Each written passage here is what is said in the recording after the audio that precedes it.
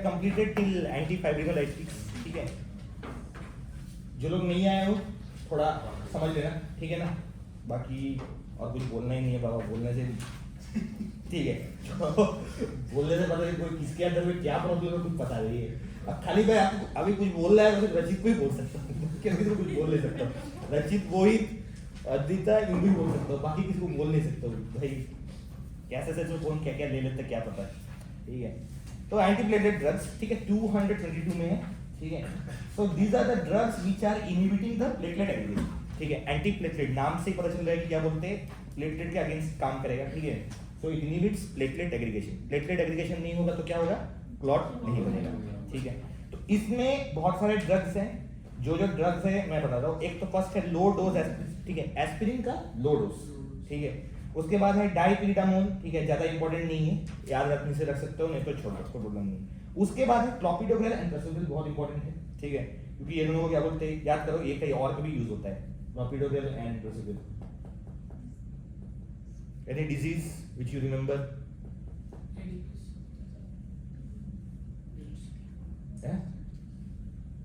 Ads में clopidogrel use होता है, क्या ही बोल रहे हो? नहीं, एड्स में नहीं, मैंने ही पढ़ाया है वो भी। सही है, एंजाइना रिलेटेड प्रॉब्लम्स उसमें होता है, ठीक है, यूज। उसके बाद आते हैं एप्सिक्सिमैब एंड टाइरोफिवन, ठीक है। तो ये है सबका एडवर्स इफेक्ट क्या है, ब्लीडिंग, क्योंकि प्लेटलेट के अगेंस्ट काम कर रहा है, ठीक है। तो प्लेटलेट का फंक्शन नहीं होगा, एग्रीगेशन नहीं होगा तो ब्लीडिंग होगा। सबका एडवर्स इफेक्ट ब्लीडिंग है सबका, ठीक है। अब आते हैं first low dose aspirin, that is 50 to 325 milligram per day. It irreversibly inhibits platelet COX, COX के साइक्लोसिस, ठीक है। So as a result it inhibits the thromboxane A2 synthesis which is required for platelet aggregation. Thromboxane पता है ना, thromboxane के against में क्या है, PG, व्हिच वन, E नहीं है, E को छोड़ के और एक है F, नहीं F भी नहीं है, और एक ही बचा है अल्फा 2, PGF2 अल्फा नहीं है, PGF2 अल्फा नहीं है। PG किसमें? थ्रोम्बोक्सिन A2, TXA2 जो है ना, उसके अगेंस्ट कौन सा है, PG I2 है ना, BI2 है ना, है कि नहीं है? PGI2, ठीक है।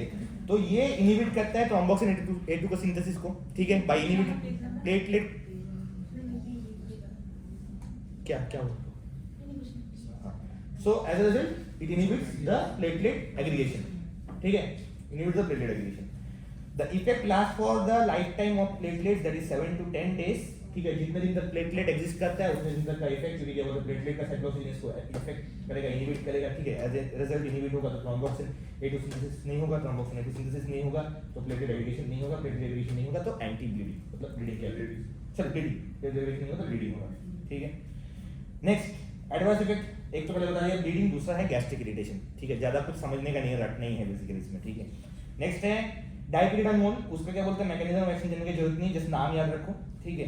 उसके बाद आते हैं clopidogrel and prasugrel, they inhibit adenosine diphosphate mediated platelet aggregation, मतलब हर कोई प्लेटलेट एग्रीगेशन को इनहिबिट कर रहा है, ठीक है। डिफरेंट मैकेनिज्म से प्लेटलेट एग्रीगेशन हो रहा है, तो डिफरेंट मैकेनिज्म को ये इनहिबिट करेगा। They inhibit adenosine diphosphate mediated platelet aggregation and they are given orally, ठीक है। ओरली देंगे, अगर ओरली देंगे तो क्या बोलते हैं साइड इफेक्ट, दो तो ऑटोमेटिक क्या है, नहीं दो साइड इफेक्ट ओरली अगर फिल्टर दे दो, नॉसिया वोमिटिंग, ठीक है, तो हो गया नॉसिया वोमिटिंग, ठीक है। उसके बाद में diarrhoea, thrombocytopenia and GI bleeding. GI bleeding is nothing but one of the examples of bleeding manifestation, ठीक है। They produce synergistic effect when combined with aspirin, मतलब एस्पिरिन, लो डोज एस्पिरिन के साथ में अगर क्लोपिडोग्रेल और प्रेसोग्रेल अगर दो तो क्या बोलते हैं एक सिनर्जिस्टिक एक्शन होगा, मतलब दोनों का एक्शन मिलके ज्यादा हो जाएगा। एक होता है एडिटिव, एक होता है सिनर्जिस्टिक, ठीक है। एडिटिव मतलब सोचो action of A plus action of B is equal to action of A plus B, ठीक है, दोनों, ठीक है। बट सिनर्जिज्म में क्या है, एक्शन ऑफ A और एक्शन ऑफ B सेम, नहीं not same, action A plus action of B is less than action of A plus B, total जो है उससे ज्यादा होगा सिनर्जिज्म, ऐसा ही ना। ये क्या बोलते हैं, आई थिंक 11 12 में था या इसमें था, ये नहीं पढ़ाया था, हो सकता है मैंने पढ़ा है। अच्छा हाँ एंटागोनिस्ट के सिनर्जिज्म, ठीक है, ठीक है। तो दैट इज द थिंग। तो सिनर्जिस्टिक इफेक्ट के लिए क्या बोलते हैं, क्लोपिडोग्रेल और प्रोसोग्रेल को क्या बोलते हैं आप इसके साथ में कंबाइन कर सकते हो, that is low dose aspirin, ठीक है, लो डोज एस्पिरिन। उसके बाद आते हैं एफसिक्सिमैब एंड टाइरोफ्यूरैन। मैप का मतलब क्या है, अगर फुल फॉर्म किसी को बोलना हो, मोनोक्लोनल एंटीबॉडी, ठीक है, monoclonal antibodies. Abciximab and tyrosine, they also produce anti-platelet effect by acting on the platelet surface and prevents the platelet aggregation. They are given parenterally, cubed. Abciximab का मतलब क्या है, monoclonal antibody है, antibody का मतलब क्या है, उसमें क्या है, antibody is the type of protein, ठीक है, तो प्रोटीन को क्या बोलते हैं, ओरली दे सकते हो, मेरा डाइजेस्ट हो जाएगा, ठीक है, इसलिए इसको पेरेंटरली देते हैं। एक जो दे सकते हो ओरली, मैंने बताया था, लिखा है क्या, बताओ हाँ सही बोल रहे हो, खाली सीमा ग्लूटाइड, ठीक है, वो लेटेस्ट अभी क्या बोलते हैं, ओबेसिटी के लिए यूज हो रहा है वो ड्रग, ठीक है, उसको ओरली भी दे सकते हैं, वो टाइड, हाँ ओरली भी दे सकते हैं, because of one technology called snack technology, जो जानने की जरूरत नहीं है, ठीक है, बस। तो ये हो गया अपना क्या बोलते हैं एंटीप्लेटलेट्स, अब इसको कहाँ पे यूज करते हैं। First, acute myocardial infarction, low dose aspirin is most commonly used in high risk individuals to reduce the incidence of MI, मतलब एमआई का चांसेस को कम करना, और पोस्ट एमआई पेशेंट में हम ये देते हैं ताकि पेशेंट को क्या बोलते हैं आगे एमआई ना हो, रिकरेंट अटैक ना हो, ठीक है।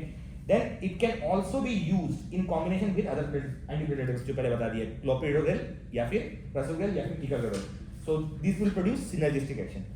उसके बाद आते हैं अनस्टेबल एंजाइना, ठीक है, एमआई हो गया, एमआई के नीचे उसके बाद में unstable angina, acute coronary angioplastic coronary intervention with peripheral artery disease. Peripheral artery disease में क्यों यूज करते हैं, पेरिफेरल आर्टरी डिजीज में भी क्लॉट्स फॉर्म होने का टेंडेंसी होता है, ठीक है। एक क्या बोलते हैं एग्जांपल ले लो, तुम्हारा रेनॉल्ड्स फिनोमेनन पता है हम लोगों को, पैथोलॉजी में हुआ होगा शायद से, नॉट NOLD, NAUD,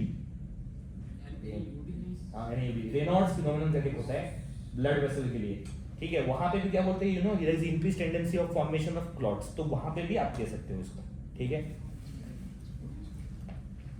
बट हाँ मैंने बोला है कहीं पे, पहले भी बोला है, मैंने ही बोला है कहीं पे इसको, ठीक है, ये छोड़ दो, तो रेनॉल्ड्स डिजीज में क्या होता है इसको यूज करते हैं। उसके बाद में आता है नर्सिंग इंप्लीकेशन, जो हम लोगों को नहीं चाहिए, ठीक है, ठीक है नहीं चाहिए, ठीक है।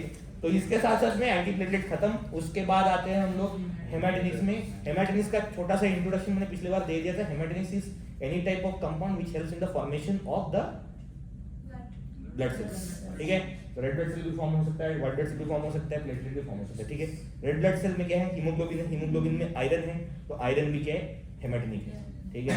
तो इसी तरह प्लेटलेट के लिए क्या दोगे, थ्रोम्बोपोइटिन दोगे। उसके बाद में आरबीसी के लिए एक और चीज दे सकते हैं जो किडनी से प्रोड्यूस होता है, पता ही है भाई, ये कहाँ से हुआ है,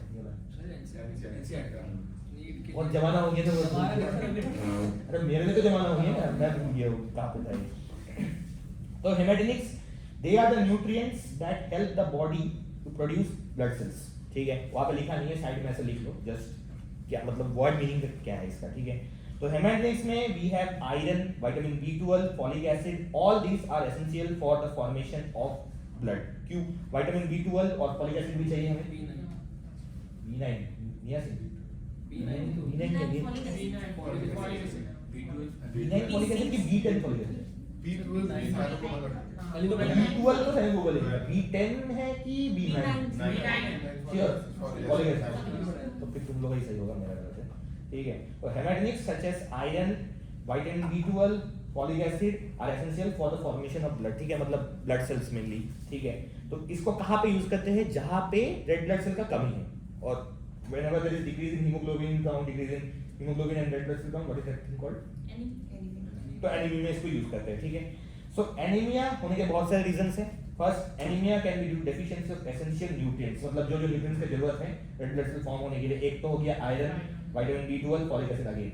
next, depression of bone marrow, उसमें भी एनीमिया हो सकता है। मतलब ये कब होता है, जब तुम कोई एंटी कैंसर ड्रग दो, ठीक है, या फिर रेडिएशन थेरेपी दो, मतलब जिसको कैंसर होता है उसको क्या बोलते हैं, कीमोथेरेपी दे सकते हो, that is anti cancer drug. Anti cancer drug topic हम लोग का आएगा बाद में, ठीक है। और उसको छोड़ के रेडिएशन थेरेपी भी देते हैं। देखो मतलब बहुत सारे लोग ना रेडिएशन थेरेपी प्लस कीमोथेरेपी चल रहा है इंडिविजुअल का, तो वो लोग कैंसर को कैसे प्रिवेंट करता है, मतलब वो ड्रग्स कैंसर को कैसे प्रिवेंट करते हैं, कैंसर एंटी कैंसर ड्रग का मैकेनिज्म एक्शन क्या है, उसके लिए जानना है कैंसर क्या है। कैंसर मतलब क्या है, बॉडी में जो सेल्स है अनकंट्रोल्ड प्रोलिफरेशन और उसका क्या बोलते हैं डिस्मॉर्फिक चेंज वगैरह वगैरह न्यूक्लियर या जिनको तो पैथो में तुम लोगों को पता ही है क्या है करके, ठीक है। तो अनकंट्रोल्ड प्रोलिफरेशन हो रहा है, ठीक है। तो हमारा पर्पस क्या है कैंसर में कि कम करें, मतलब बेसिकली सेल का डेथ करें। तो सेल डेथ को हम लोग उसके लिए एक टर्म देंगे साइटोटॉक्सिसिटी, ठीक है। एपोप्टोसिस नेक्रोसिस है, लेकिन इन टर्म्स ऑफ ड्रग अगर हमें बोलना है कि drugs which are toxic to cells, तो उसको बोलते हैं साइटोटॉक्सिक ड्रग्स। तो cytotoxic drugs are nothing but this अपना एंटी कैंसर ड्रग्स। तो ये क्या करेगा, कैंसर सेल्स को क्या बोलते हैं, इसका क्या बोलते हैं ग्रोथ और उसका क्या बोलते हैं प्रोलिफरेशन तो कम करेगा, ठीक है, anti cancer drug. Along with that normal जो बॉडी का सेल है उसको भी थोड़ा बहुत क्या बोलते हैं ये इफेक्ट करेगा। तो उसमें एक है बोन मैरो का सेल, हमें पता है ब्लड सेल कैसे फॉर्म होता है, बोन मैरो से, ठीक है। तो बोन मैरो सेपरेशन जब होगा due to radiation therapy and cytotoxic drugs, in that case also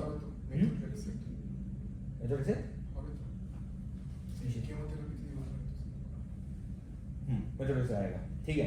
तो इन दैट केस, ठीक है, तो वहां पे भी क्या बोलते हैं यू विल यूज दिस हेमाटाइटिस, ठीक है। नेक्स्ट, अगर ब्लड लॉस हो रहा है उसके कारण अनीमिया, ठीक है। एक तो क्या बोलते हैं ट्रॉमा हो गया कुछ, ठीक है।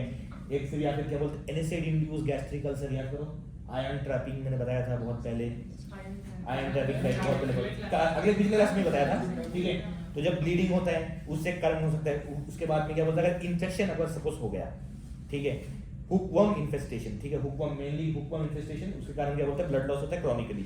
तो in that case also there will be anaemia, वहां पे भी हम लोग मेडिसिन दे सकते हैं, ठीक है। और फाइनली जब there is increase destruction of RBCs, हाँ वो कहाँ पे होता है स्प्लीन में जो होता है, spleen is the graveyard of RBC. लेकिन कैसे कंडीशन में होता है इंक्रीज डिस्ट्रक्शन ऑफ आरबीसी, जब आरबीसी ढंग का नहीं हो तो उसको बॉडी रखेगा क्या, तो उसको हटा देगा। तो आरबीसी ढंग का कहाँ नहीं रहता है, तो डिस्ट्रक्ट होने के बाद में बिलिरुबिन बनता है फिर जॉन्डिस होता है। लेकिन क्यों डिस्ट्रॉय करते हैं आरबीसी, एक तो ठीक है लाइफ स्पैन खत्म होगी उसके बाद में, और एब्नॉर्मल आरबीसी कहाँ मिलेंगे, सिकल सेल यही देखो सुविधा था सिकल सेल, ठीक है। तो वहां पे क्या है उसका कोई काम धंधा तो है नहीं, सिकल सेल शेप में क्या बोलते हो तो अच्छा काम नहीं कर पाएगा, ऑक्सीजन कैरिंग कैपेसिटी उसका क्या बोलते कम रहेगा ना। तो वहां पे क्या है इंक्रीज डिस्ट्रक्शन ऑफ आरबीसी होगा, ठीक है। Increase destruction of RBC again leading to anaemia. तो ये सारे केसेस में you can give what haematitis, ठीक है। अब नेक्स्ट आते हैं पहला वाला, ठीक है, iron. It is an essential element of the body, ठीक है, समझ में आ गया। तो सोर्सेस ऑफ आयरन, ठीक है, liver, fish, dry fruits, jaggery, spinach, banana and meat. Jaggery is good, वही भी कर रहे हैं इसको अच्छा इसको कैसे पता है, ठीक है, ऐसा होता है कभी बार तुम्हें लग रहा है कि नहीं पढ़ रहा है बट लेकिन वो बहुत पढ़ रहा है, तुमको धोखा देके चले गया है, he is no longer with you anymore. अच्छा इसलिए तुम लोग सेपरेट हो गए हो क्या? नहीं सर ये लोग आगे चले गए वीडियो आज ओ हां वही मानते हैं भाई ज्यादा मत मारो, फिर बाद चक्कर में करा के गिर जाए तो भरोसा नहीं है। ये अब मेरे को याद रहेगा इसके बाद से, और मैं ऐसा लोग चले नहीं करूंगा क्लास में, ठीक है। अरे वो ठीक है उसमें क्या है कुछ बोला नहीं ना तो क्या सोचना है, ये लो स्ट्रेस हो जाता है कभी कभी कुछ बोलता है तो इंसान स्ट्रेस हो जाता है, ओवर स्ट्रेस के कारण बहुत कुछ हो सकता है, ठीक है। लेकिन ठीक है क्या ही है उसमें, ठीक है भाई सेकंड इंसिडेंट नहीं चाहिए और ठीक है, ठीक है। चलो सोर्सेस क्या है, liver, fish, dry fruits, jaggery, spinach, banana, meat, clear, ठीक है। अब आते हैं फार्माकोकाइनेटिक्स में, यार आज भी नहीं हो रहा topic. Pharmacokinetics, dietary iron exist in ferric form, ठीक है, और ferric form is not the form which can be absorbed from GIT. तो ferric form will be converted to ferrous ion, ठीक है, फेरस मतलब Fe+ with the help of hydrochloric acid in the stomach, ठीक है। और ये एक और रीजन है, जब हम लोग आयरन लेते हैं ना तो उसके साथ में हम लोग थोड़ा लेमन जूस वगैरह भी लेंगे। क्यों लेमन जूस में क्या है? Vitamin C, ascorbic acid. तो वो भी क्या करता है? रिड्यूस करता है, फेरिक को क्या बोलते हैं, इसमें कन्वर्ट करता है, तो as a result increase absorption of iron. ठीक है, एक तो गैस्ट्रिक एसिड के कारण हो रहा है, दूसरा क्या बोलते हैं हम लोग बाहर से अगर एस्कॉर्बिक एसिड दे रहे हैं तो वो भी क्या बोलते हैं रिड्यूस करेगा Fe3+ to Fe2+ as a result increasing the absorption of iron. Absorption of iron mainly occurs from the duodenum and upper jejunum. पता है ना duodenum upper jejunum small intestine के पार्ट में। ठीक है, ये शब्द कौन सा है? जेजुनम है क्या? ड्यूडेनम सी शेप है। ठीक है, फैक्टर्स अफेक्टिंग आयरन एब्जॉर्प्शन। ठीक है, iron absorption is facilitated bye acidic pH of stomach. ठीक है, जो मैंने पहले बता दिया, फेरिक को फेरस में कन्वर्ट करेगा तो इजीली एब्जॉर्ब होगा। नेक्स्ट वहां पे एस्कॉर्बिक एसिड भी लिखा हुआ है, व्हिच रिड्यूस सिस्टीन छोड़ दो, वो याद नहीं रहेगा, जो याद नहीं रहेगा उसको पढ़ना ही नहीं है। एस्कॉर्बिक एसिड याद रहेगा क्योंकि विटामिन सी हमें पता है, which reduce ferric iron to ferrous form. ठीक है, मतलब एब्जॉर्बेबल फॉर्म कौन सा है? फेरस है, तो फेरस अगर हमें चाहिए फेरिक से तो उसको रिड्यूस करने के लिए we will use acid which is in the form of hydrochloric acid. एक तो अपना नॉर्मल हो गया, प्लस बाहर से भी हम लोग जूस जैसे lemon juice and all, citric acid basically citrate fruits. ठीक है, next iron deficiency states also increase the absorption of iron. अगर मतलब बॉडी में आयरन डेफिशिएंसी हो रहा है तो क्या बोलते हैं, बॉडी ट्राई तो करेगा ना, ज्यादा एब्जॉर्ब करने की कोशिश करेगा। So iron deficiency state also increases the absorption of iron and iron absorption is inhibited.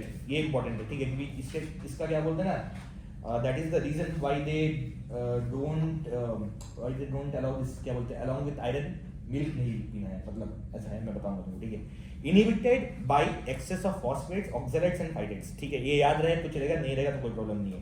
उसके बाद जो है वो इंपॉर्टेंट है, milk antacids and tetracyclines reduce iron absorption by forming insoluble complexes। ठीक है, by forming insoluble complexes। कैसे? First milk के साथ में ये होता है क्या बोलते दिया है कि इंसोल्युबल कॉम्प्लेक्स फॉर्म करेगा। नेक्स्ट एंटासिड का एक और प्रॉपर्टी है, एंटासिड क्या करेगा? एसिड को रिप्लेस कर देगा। और हमें क्या बोलते हैं, अगर एब्जॉर्प्शन कराना तो एसिड चाहिए, तो उसके कारण भी क्या बोलते हैं, आयरन एब्जॉर्प्शन कम हो जाएगा। ठीक है, that is the reason why absorption of oral iron is more in case of empty stomach. ठीक है, लेकिन थोड़ा बहुत खाना तो खाने वगैरह क्या बोलते हैं, गैस्ट्रिक इरिटेशन हो जाएगा। लिक्विड यूटिलाइज करेगा इससे तो नहीं, मिल्क इसके साथ ही फाइन क्या बोलते हैं, एक्ट करके इंसोल्युबल कॉम्प्लेक्स बना देगा। न्यूट्रलाइज करता है एंटासिड। दही खा सकते हैं? नहीं पता, मिल्क एंड मिल्क प्रोडक्ट्स, दही तो मिल्क प्रोडक्ट है ना। हाँ, मिल्क प्रोडक्ट है, नहीं खा सकता। आई एम सॉरी, क्या हो गया? क्यों बोल रहे हो? दही खाते हैं? आई मीन पीता है। दही पीते हो कि खाते हो, क्या करते हो? डिपेंड करता है। अच्छा, इट इज लाइक फर्जी और चॉकलेट ब्रांडेड मसाला लाते हैं और समथिंग, इसे खाते हैं या पीते हैं? चाय को वो वाला है कैसी, डिपेंड्स ऑन माय मूड। ठीक है, ओके, नेक्स्ट आता है प्रिपरेशंस ऑफ आयरन। ठीक है, उसमें फर्स्ट है ओरल प्रिपरेशन और दूसरा वाला है पैरेंटल प्रिपरेशन। ठीक है, सो oral administration of iron is preferred for treatment of iron deficiency anaemia. ठीक है, समझने का तो है नहीं इसमें, आयरन डेफिशिएंसी एनीमिया में यूज होता है। ठीक है, डिफरेंट प्रिपरेशंस है। फर्स्ट वन है फेरस सल्फेट। फेरस सल्फेट जो है सबसे चीपेस्ट प्रिपरेशन है और सबसे ओल्डेस्ट आयरन प्रिपरेशन ओरल। ठीक है, next ferrous gluconate which is less gastric irritant, मतलब आयरन प्रिपरेशन का थोड़ा टेंडेंसी रहती है कि गैस्ट्रिक इरिटेशन करे। ठीक है, तो उसके लिए क्या बोलते हैं, फेरस ग्लूकोनेट का क्या बोलते हैं, comparatively less gastric irritant property है। ठीक है, other oral preparations are ferrous fumarate, ferrous succinate and ferric ammonium citrate, carbonyl iron। ठीक है, इतना सारा तो याद रहेगा नहीं, फेरस सल्फेट, फेरस ग्लूकोनेट और ये कार्बोनिल आयरन, ये याद रखो। ठीक है, ये तीन एटलीस्ट याद रखो कम से कम। ठीक है, ferrous sulphate, ferrous gluconate and carbonyl iron. क्योंकि कार्बोनिल आयरन क्या बोलते हैं, मैंने बहुत बार देखा कि एक्सटर्नल में पता नहीं क्यों पूछते हैं कि कार्बोनिल आयरन के बारे में क्यों पूछते हैं, मेरे को ये पता नहीं है। ठीक है, कुछ तो इसमें है ऐसा कुछ कि इसी के बारे में पूछते हैं, पता नहीं क्यों। ठीक है, next adverse effects of oral iron. ठीक है, ओरल ड्रग्स जो भी ड्रग है उसमें 2 दिन तो क्या बोलते हैं, नॉसिया वॉमिटिंग ऐसा लिखी दो, कोई टेंशन नहीं है। ऊपर से तो इसमें गैस्ट्रिक इरिटेशन करता ही है, तो एपिगैस्ट्रिक डिस्कम्फर्ट। डिस्पेप्सिया का मतलब क्या है? नहीं है, डिस्पेप्सिया मतलब गैस्ट्रिक इरिटेशन, मतलब गैस्ट्रिक डिस्कम्फर्ट बेसिकली, मतलब पेट दर्द बेसिकली। ठीक है, उसको ये एक थोड़ा फैंसी नेम है डिस्पेप्सिया। जैसे तबीयत खराब होता है, फीवर का फैंसी नेम क्या है? ये फैंसी नेम है। ठीक है। उसके बाद में मेटालिक टेस्ट, ये क्या बोलते होता है आयरन की प्रिपरेशन में, मेटालिक टेस्ट एंड कॉन्स्टिपेशन और diarrhoea. Then staining of teeth, ठीक है, ये आयरन की प्रिपरेशन के साथ होता है। अगर आयरन के प्रिपरेशन को हम आईएम मतलब पैरेंटल रूट से भी देते हैं तब भी स्टेन हो सकता है, ओरली जब हम लेते हैं तब भी स्टेन हो सकता है। तो ओरल क्या बोलते हैं, दांत स्टेन हो जाएगा, ठीक है। दूसरा, आयरन जब क्या बोलते हैं मतलब हम लोग देते हैं तो stools can be also discolour, can also B discolour, ठीक है। तो इसके लिए टेंशन लेने का नहीं है, मतलब ये हम लोगों को पेशेंट को पहले ही बोल देना है, ठीक है, कि ऐसा होगा, थोड़ा कलर चेंज वगैरह होगा, ठीक है, क्योंकि ये इसका साइड इफेक्ट है। लेकिन इसका मतलब ये नहीं है कि इसमें आदमी मर जाए, ठीक है, हंसना नहीं है, ठीक है, इसमें आदमी नहीं मरता है, बेसिकली कलर चेंज होता है बस, ठीक है। उसके बाद to prevent staining of teeth water should be taken along with liquid preparation. भाई तो समझने वाला बात ही है कि स्टिक ना हो जाएगा बेसिकली, ठीक है। अब आते हैं नेक्स्ट पैरेंटल प्रिपरेशंस में, ठीक है। पैरेंटल प्रिपरेशन को हम लोग नॉर्मली तब देते हैं जब ओरल आयरन को क्या बोलते हैं इंडिविजुअल टॉलरेट नहीं कर पा रहा है, ठीक है। ऐसी ओवरऑल अगर मैं देखूं मतलब फ्रॉम माय इंटर्नशिप डेज, ठीक है, oral iron and parental iron में, ठीक है, इंक्रीज इन हीमोग्लोबिन जो होता है वो ऑलमोस्ट सेम होता है, ठीक है। इंक्रीज इन हीमोग्लोबिन मतलब जो मतलब ओरल आयरन पैरेंटल है, जहां तक मुझे याद है, ये इस बुक में नहीं है, मैं बता रहा हूँ मतलब पर्सनल एक्सपीरियंस से बता रहा हूँ, तो ऑलमोस्ट सेम होता है। तो अगर हमें हीमोग्लोबिन झट से ज्यादा चाहिए मतलब कोई पेशेंट में, तो तब हम उसको क्या देंगे? सर दोनों में तो बराबर होता है ना? दोनों में बराबर होता है, ये दोनों ही नहीं है। अगर हमें कोई पेशेंट में झट से हीमोग्लोबिन का लेवल को बढ़ाना है तो हम क्या करेंगे? हाँ, पीआरबीसी देंगे डायरेक्ट। गुड, चलो दिमाग चल रहा है तुम्हारा, इसका मतलब, ठीक है। पीआरबीसी पता है सबको? मैंने तो पढ़ाया था। पीआरबीसी, आरबीसी की आरबीसी, हाँ, ब्लड पीआरबीसी कार्ड से पी का फुल फॉर्म क्या है? प्रीमेच्योर आरबीसी, प्रीमेच्योर आरबीसी को कुछ और बोलते हैं, Reticulous. रेटिकुलर। चलो ये तो पता है भाई, मतलब जो तुमको पता है उसके रिलेटेड बोलोगे क्या? पीआरबीसी का फुल फॉर्म नहीं पता है तुम लोगों को? याद करो, मैंने नहीं बताया था। पीसीबी का फुल फॉर्म याद है? पीसीबी, पैक्स सेल, तो पीआरबीसी का फुल फॉर्म क्या है? Packed red blood cell. तुम लोगों को हमको लेकिन फुल फॉर्म लिखो। फुल फॉर्म नहीं पता है। द आंसर किसने बताया था?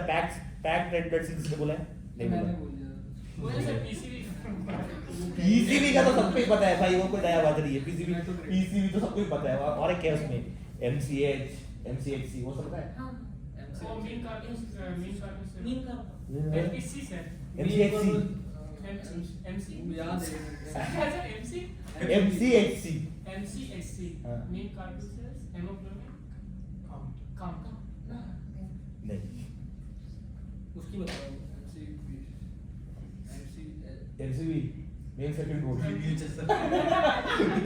MCHC is mean corpuscular haemoglobin concentration. हाँ ये थी। एमसीएचसी का है कि नहीं? मैंने बोला है, पता नहीं सही है कि नहीं है, देखो सही होगा। उठी ना, उठी तो बस सॉर्टेड, ठीक है। तो आते हैं पैरेंटल प्रिपरेशन में फिर से। फर्स्ट है आयरन डेक्स्ट्रान, ठीक है। It can be administered intravenously और इंट्रामस्कुलरली, ठीक है। पैरेंटल मतलब anything just apart from the enteral route, GIT के इन्वॉल्व नहीं करना है। Newer formulations like ferrous sucrose, ferric carboxy maltose, ठीक है, are intravenous are administered intravenously. Ferric carboxy maltose हमारे इंस्टीट्यूट में बहुत ज़्यादा यूज होता है, ठीक है। अगर तुम लोग वार्ड में जाओ तो देखना इंजेक्शन एफसीएम लिखा रहेगा हमेशा, मतलब एफसीएम फेरिक कार्बोक्सी माल्टोस, ठीक है। Indications for parental iron therapy, first जो मैंने पहले बताया था, intolerance to oral iron. Next, malabsorption of iron, मतलब आयरन हम बाहर से दे रहे हैं लेकिन उसको माल एब्जॉर्प्शन सिंड्रोम है, तो अगर हम कितना भी क्या बोलते हैं उसको ओरली दे दें उसको कोई फायदा नहीं होने लगा क्योंकि वो एब्जॉर्ब ही नहीं कर पाएगा, ठीक है। नेक्स्ट उसके बाद है सीवियर आयरन डेफिशिएंसी, ज्यादा क्या बोलते हैं इसको मैं इतना सपोर्ट नहीं करूंगा, ठीक है। सीवियर आयरन डेफिशिएंसी में उतने सपोर्ट नहीं करूंगा इस पॉइंट को, क्योंकि अकॉर्डिंग टू माई मतलब जो मैंने देखा कि क्या बोलते हीमोग्लोबिन अगर बहुत ज्यादा कम हो जाए तो तब क्या बोलते पीआरबीसी देना पड़ता है, तब कोई आयरन फैरन नहीं जाता नहीं है, ठीक है। तो लेकिन इसको लिखना है क्योंकि बुक में लिखे हैं, ये ऑथर हम लोग से बहुत ज्यादा नॉलेजेबल ऑथर, बस नाम नहीं बोलना है, ठीक है, ठीक है, नाम नहीं बोलना, हमसे बहुत ज्यादा नॉलेजेबल है इसलिए हम जो लिखा है वही हमें फॉलो करना है, ठीक है। Next, along with erythropoietin in case of renal disease, मतलब renal disease में क्या है, erythropoietin प्रोड्यूस होगा, कम प्रोड्यूस होगा, तो क्या बोलते हैं erythropoietin के साथ में we will give this parental iron preparation।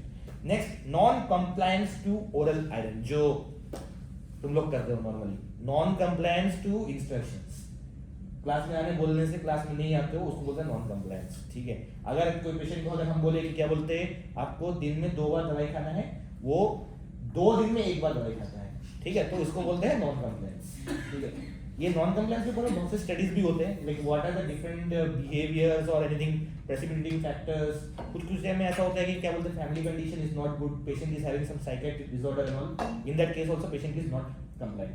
तो वहां पे क्या करते हैं, we will tell the bystanders, मतलब पेशेंट के साथ जो आता है, ठीक है, मतलब जो एडल्ट, मतलब जिसका दिमाग सही जगह पे है, ठीक है, उसको बोलेंगे कि आप कंप्लायंस के लिए आप उसको थोड़ा ध्यान रखिए। ठीक है, साइकियाट्रिक पेशेंट में तो नॉन कंप्लायंस नहीं होता है। ठीक है, साइकोसिस, एंटी साइकोटिक ड्रग्स याद है टॉपिक है किसमें यूज होता है? Bipolar disorder, allopathy. अरे ड्रग का नाम नहीं बोला है, किसमें यूज होता है वो मुझे बताओ। एंटी साइकोटिक ड्रग्स, साइकोसिस में, न्यूरोसिस में यूज करते हैं। साइकोसिस रजित क्या बोल रहा है? अरे टेंशन नहीं लेने का, ये जो लोग आंसर करते हैं ना, ये मेरा भी केस था ऐसा एमबीबीएस के टाइम पे, लेकिन अब वो लोग रह गए हैं पीछे, अभी तक उनका पीजी नहीं हुआ है। इस साल क्या वो दोनों ने दिया है, उनका नहीं हुआ है। मैं बोल रहा हूँ जस्ट मैं एग्जांपल देता कि ये डिप्रेस ना हो, वैसे तो होना चाहिए इसे डिप्रेस, वो अलग बात है, बस मैं बोल दे रहा हूँ उसमें खाली, ठीक है, ताकि क्या बोलते हैं डरने का नहीं है। ठीक है, ऐसे भी क्या ही क्या ही पास होने से मतलब है। ठीक है ना, 100 ठीक है। अब आते हैं total dose of parental iron, it is calculated by a formula. ठीक है, विच इज इंपॉर्टेंट फार्मूला, ये याद रखने, अगर इसका शायद से न्यूमेरिकल भी आ सकता है तुम लोगों को, मतलब अगर किस्मत खराब हो तो, खराब हो तो आएगा। ठीक है, तो iron requirement in milligram is equal to 2.4 into body weight of the patient in kg into hemoglobin deficit। hemoglobin deficit मतलब अभी जो पेशेंट का हीमोग्लोबिन है और जो नॉर्मली एक पेशेंट का हीमोग्लोबिन होना चाहिए, पर्टिकुलर मेल या पर्टिकुलर फीमेल, जैसे in men normal haemoglobin is 14 to 16 gram percent, in women it is 12 to 14 gram percent. ठीक है, 14 भी चलेगा, राउंड ऑफ करके मैंने बोल दिया, ठीक है। ठीक है, तो इससे हमें माइनस करना है प्रेजेंट हीमोग्लोबिन, मतलब प्रेजेंट हीमोग्लोबिन चलो लेके चलते हैं, सोचो एक आदमी है, ठीक है, उसका बॉडी वेट है 60 kg। 60 kg is always a reference man का वेट, मतलब जो हम कभी कुछ अगर कोई डाइट बेस्ड कुछ भी हम लोग अगर एग्जाम मतलब एक्सप्लेन करें, अगर तुम लोग के सीएमएफ में है क्या आगे, मतलब in upcoming years community medicine and all, yes sir, है ना, तो वहां पे क्या बोलते हैं लोग, अगर सोचो क्या बोलते हैं, कुछ भी डिफाइन करें कि रिकमेंडेड डेली अलाउंस होता है ना, आरडीए जो भी होता है, वो बोलेंगे on the basis of a reference man और अ रेफरेंस वुमन।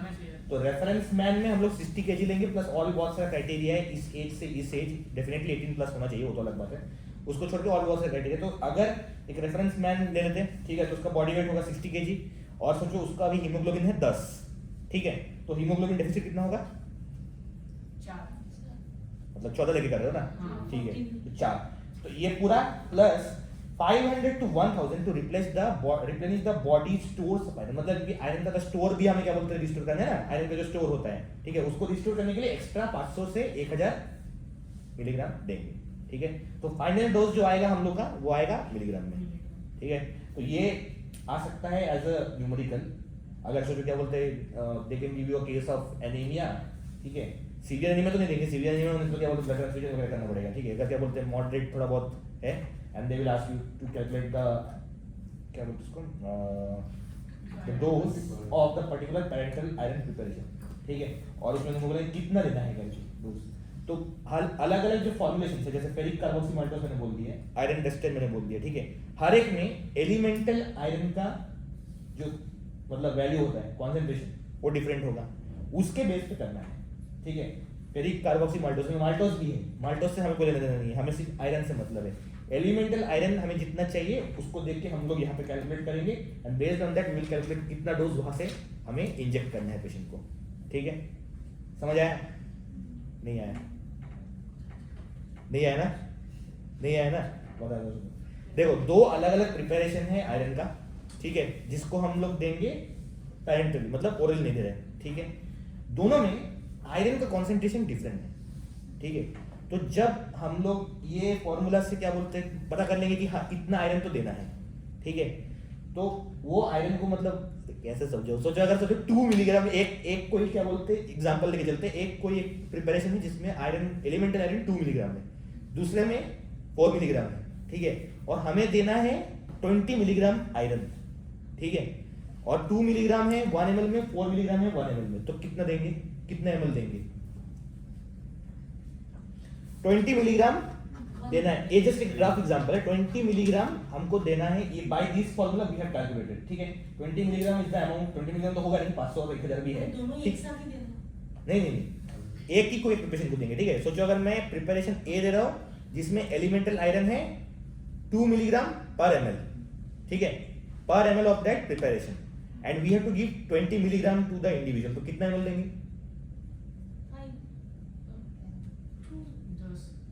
हाँ भाई मैथ्स है भाई, नॉर्मल मैथ्स है,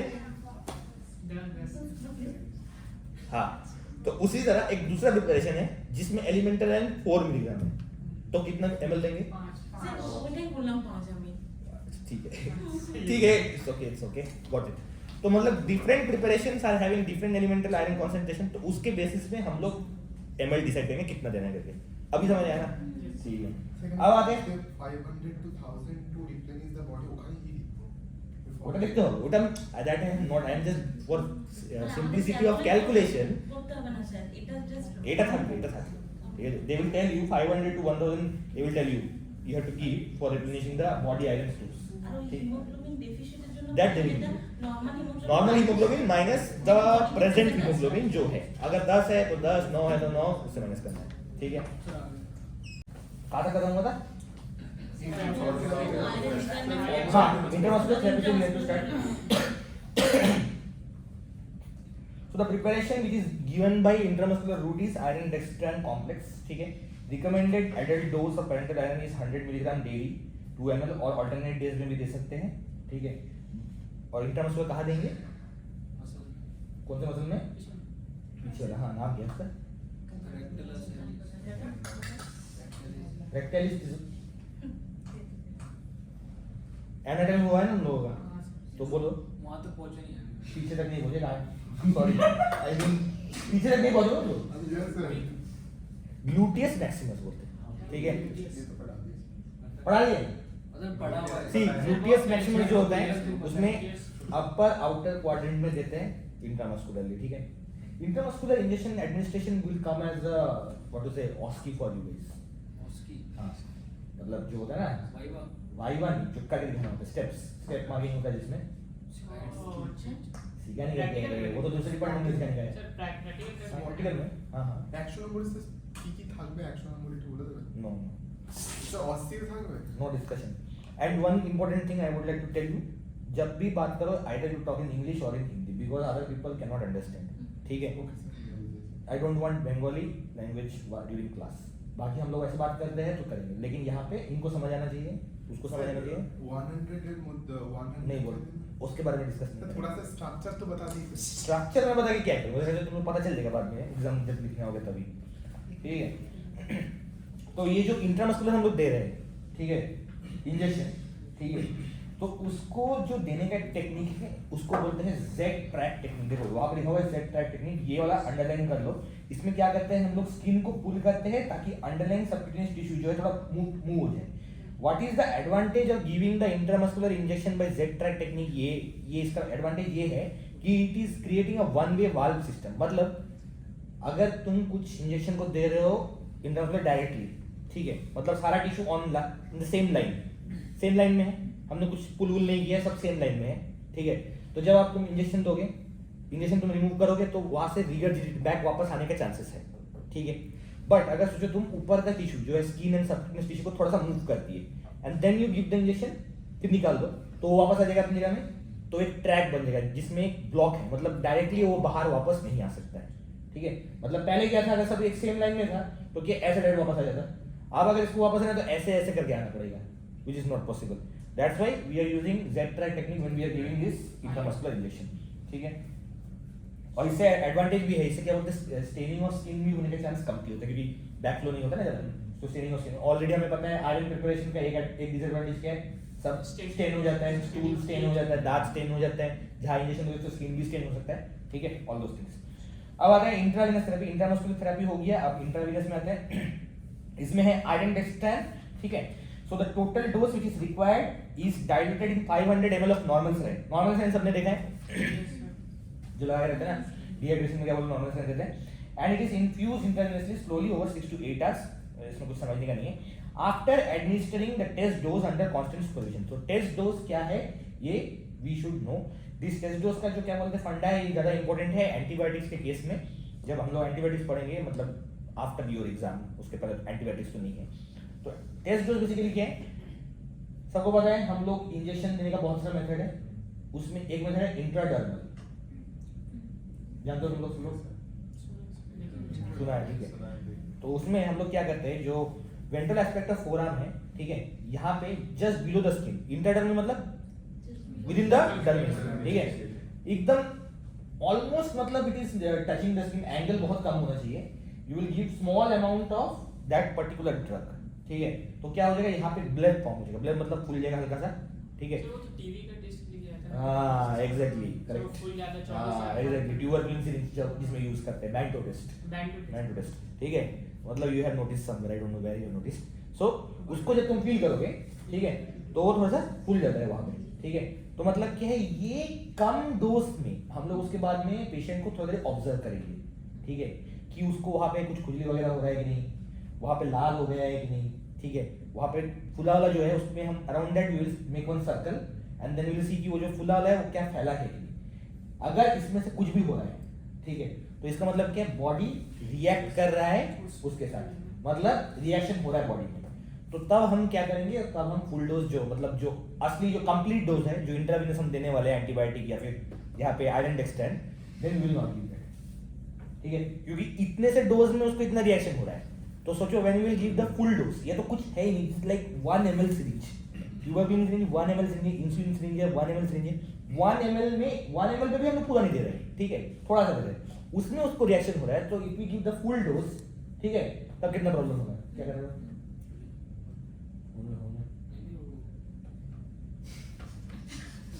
नहीं कॉन्सेंट्रेट दोनों में कर सकते हो सर ना, नहीं कर सकते, नहीं दोनों में कर सकते तो कर सकते हो, दोनों में करते हैं, बहुत लोग करते हैं sir, side wise chat and all, no we can talk, okay no problem. हाँ फिर क्या है, तो वहां पे we will not give the full dose, ठीक है, but there is a way in which you can give the full dose also, जो थोड़ा कॉम्प्लिकेटेड है। उसमें क्या है, हम पेशेंट को थोड़ा सा, ये जरूरत नहीं पड़ेगा, लेकिन मैं जस्ट बोल रहा हूँ जानने के लिए, कहीं भी पूछेंगे अभी तुमको, ठीक है।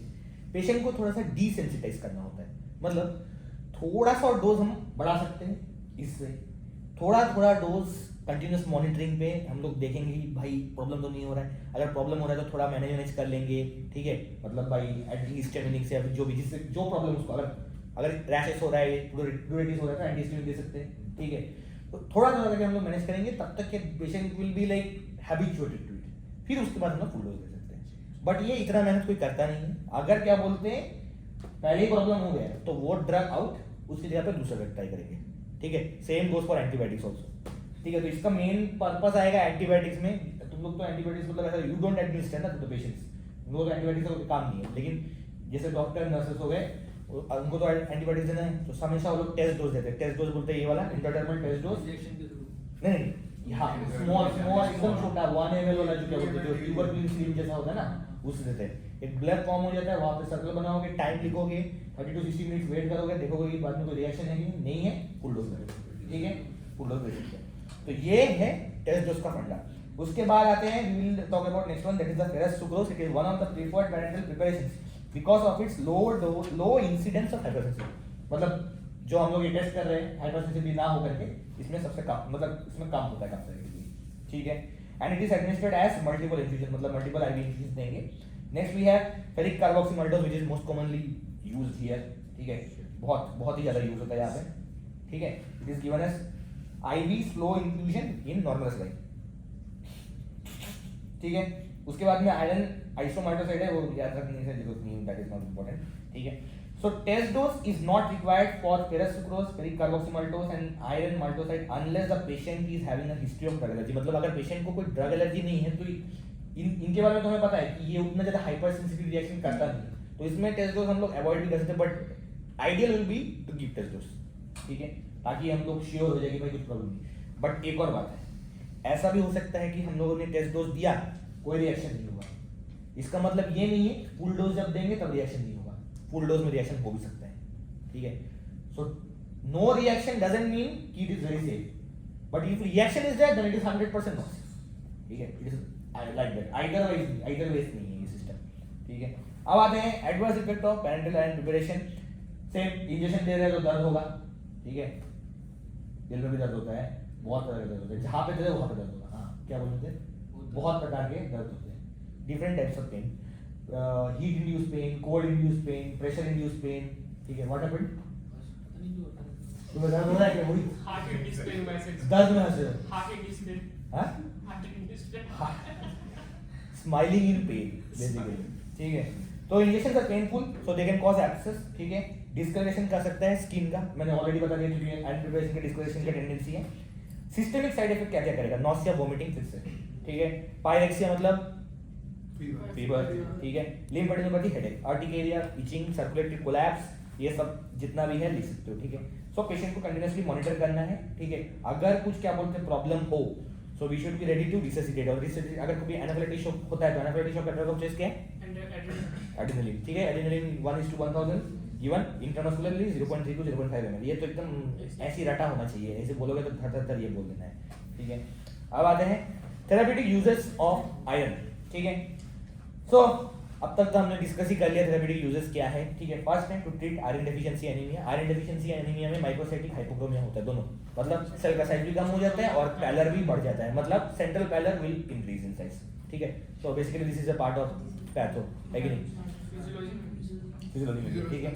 तो ये हो सकता है ड्यू टू प्रेगनेंसी, ठीक है, ड्यूरिंग प्रेगनेंसी आयरन डेफिशिएंसी, क्योंकि प्रेगनेंसी के टाइम में iron is required, demand is increase, iron folic acid बोलते हैं ना लोग, iron folic acid pregnant ladies को देना होता है, तो डिमांड इज इंक्रीज, तो in that case iron deficiency हो सकता है। नेक्स्ट, अगर रेगुलरली ब्लड लॉस हो रहा है तो हो सकता है, न्यूट्रिशनल आयरन डेफिशिएंसी के कारण भी हो सकता है, और अगर पेशेंट को एब्जॉर्ब कर नहीं पा रहा है पेशेंट आयरन फ्रॉम गट, तब भी we are going to give parental iron, ठीक है। Most of the patients can be treated with oral iron, देखो ये लिखा हुआ है, बट उसके बाद निकल गया for treatment of iron deficiency anaemia ferrous sulphate is most commonly used preparation, ferrous sulphate oral, ठीक है, 200 mg of ferrous sulfate is given thrice daily after food. Therapy should be continued till the hemoglobin level returns to normal, ठीक है, which usually occurs in 4 to 8 weeks, ठीक है, and later iron should be continued for at least 3 to 6 months to replenish the iron stores, ठीक है।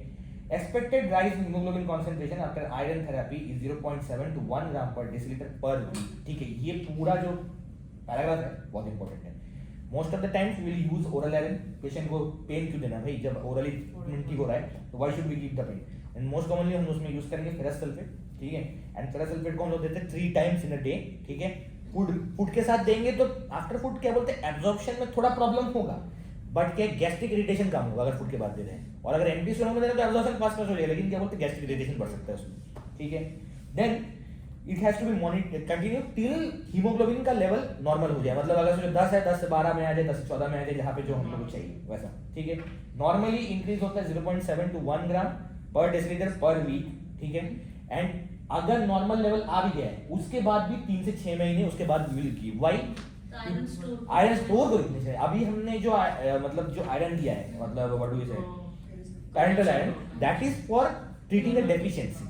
अब तो क्या है ब्लड में नॉर्मल हो गया, ठीक है, लेकिन स्टोर्स तो अभी भी नॉर्मल नहीं हो ना, स्टोर्स तो अभी भी खाली है, तो उसको देने, उसको रिजर्व करने के लिए we will continue 3 to 6 months, ठीक है। तो ये नेक्स्ट आता है प्रोफाइलैक्टिक यूज। ये अब तक तो हमने ट्रीटमेंट वाला देख लिया, प्रोफाइलैक्सिस और ट्रीटमेंट में सबको पता है ना डिफरेंस क्या है। Treatment is prevention and treatment is basically cure, prevention is better than cure. Prophylactic iron therapy is usually indicated during pregnancy and infancy, में ऑलरेडी बता दिए, ठीक है। Iron is required prophylactically to meet the increase demand of the growing fetus and uterus and to combat the loss during labour, मतलब labour के time में bleeding हो सकता है होगा ही, ठीक है, होगा ही, तो उसमें ब्लड लॉस होगा, उसमें आयरन लॉस होगा, तो कॉम्बैट कर, ठीक है। So for prophylaxis we are giving 100 milligram of elemental iron daily starting from the second trimester पता है ना, pregnancy is divided into 3 trimesters, T1 T2 T3, no not 3 months each, that we think it's 3 months each, but there is a specific division based on weeks. I think it is मैं भूल गया वो total 40 weeks है, ठीक है, उसमें delivery हो जाना चाहिए 37 वीक्स तक, that is called as term delivery. उसके बाद अगर जाता है तो इट बिकम्स पोस्ट टर्म या तो post dated pregnancy, and this trimesters are not equal, ठीक है। ये हम लोग सबका मतलब जो भी मतलब स्टार्टिंग में सोचते हैं कि हाँ भाई 3 महीना 3 महीना 3 महीना 3 महीना, लेकिन ऐसा नहीं है, उसका एक डिवीजन है, एक some weeks two weeks that you will learn in जो क्या बोलते हैं एम्ब्रियोजेनेसिस का जो एनाटॉमी में है ना भी एम्ब्रियोजेनेसिस एम्ब्रियोलॉजी, अरे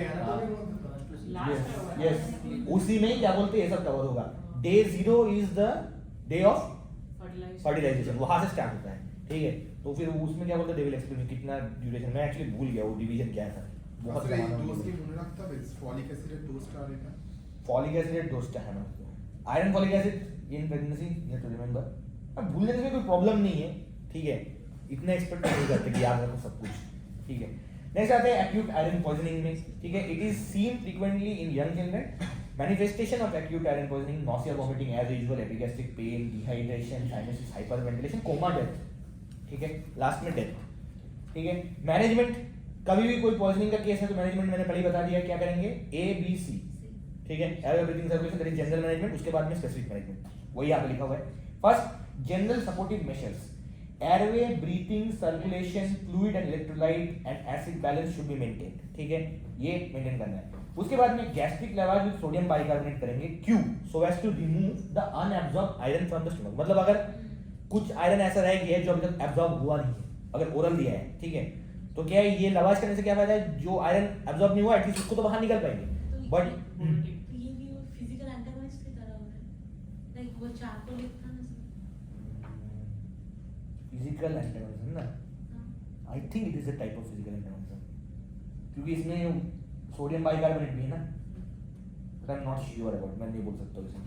चारकोल में तो क्या है उसमें सरफेस में एब्सॉर्ब हो रहा है इसलिए डेफिनेटली डिस्फिगर, बट इसका मैं नहीं बोल सकता हूं श्योर, बट इसका मेन यूज ये है कि अगर आयरन एब्सॉर्ब नहीं हुआ है तभी ये काम में आएगा, अगर पूरा एब्सॉर्ब हो गया है तो गैस्ट्रिक लेवल्स करने का कोई मतलब नहीं है क्योंकि एब्सॉर्ब हो ही चुका है, ठीक है। नेक्स्ट इंट्रावेनस डायज़ेपम दे सकते हैं टू कंट्रोल कन्वर्जन्स। डायज़ेपम कौन से ग्रुप से बिलोंग करते हैं, डायज़ेपम, वो ब्रो भाई कर रहा है वाह, ये एक्टिंग कर रहा है, तुम लोग सोचो मत ये नहीं कर रहे, ये बोलता नहीं है, ये डायरेक्ट एग्जाम में दिखा देगा ये। हां रचित ये